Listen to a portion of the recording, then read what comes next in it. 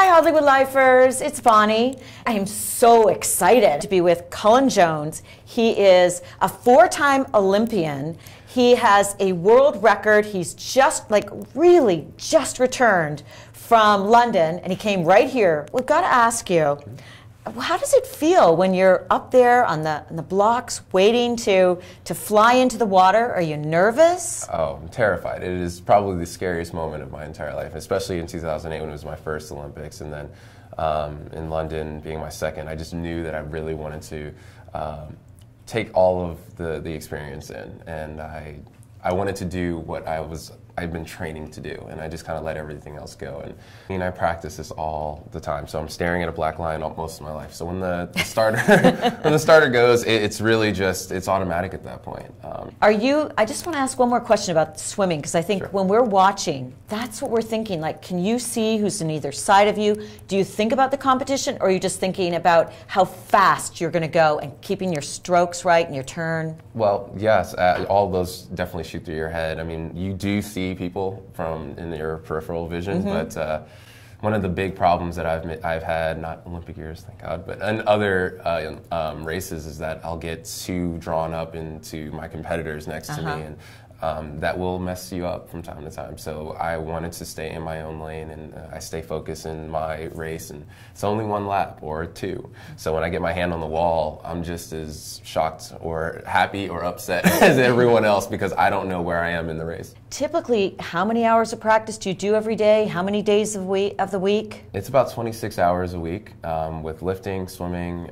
Yeah, I'm in the water quite a bit. It's a job. It's a full-time job, and a lot of people always make fun of me at 12 o'clock because I'm either on PlayStation or something playing a game, and they're like, well, we're at work, and it's like, well, I have to go back to work. So it's a full-time job. The other side of the coin that I love to do is to try to get kids water safe. It's a big problem in the U.S., and I almost drowned when I was 5 years old, and I truly believe in irony. 16 years later, I became an Olympian. So I work with an initiative called Make a Splash. USA Swimming Foundation has an amazing, amazing initiative that gets kids into the water, and we've reached over 1 million kids. Swimming is just an essential life skill, and so many children from different backgrounds don't get that opportunity. Their parents weren't raised as swimmers, and so they don't instantly think that they've got to get their kids used to it. Now, what happened to you?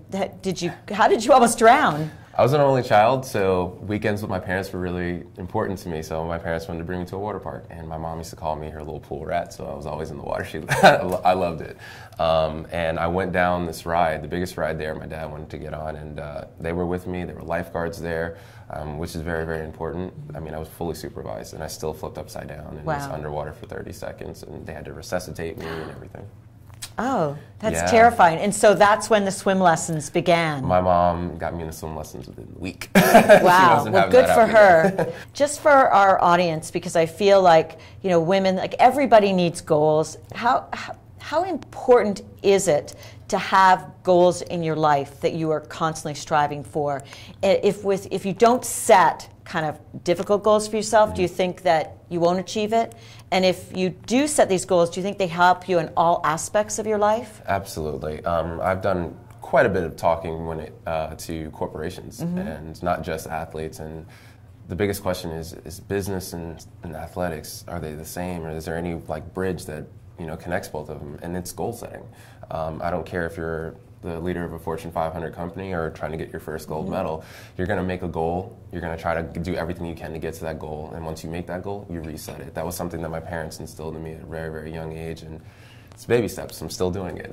I'm still trying to be successful.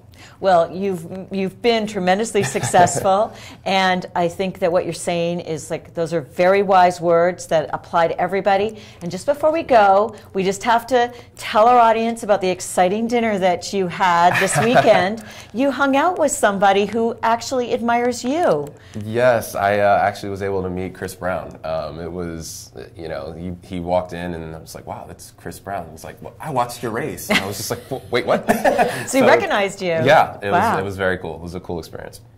Well, we're all fans, just like Chris Brown, and so we wish you all the best, and thank you so much for coming by. Thank you so much for having me. It was a pleasure and a delight to meet you.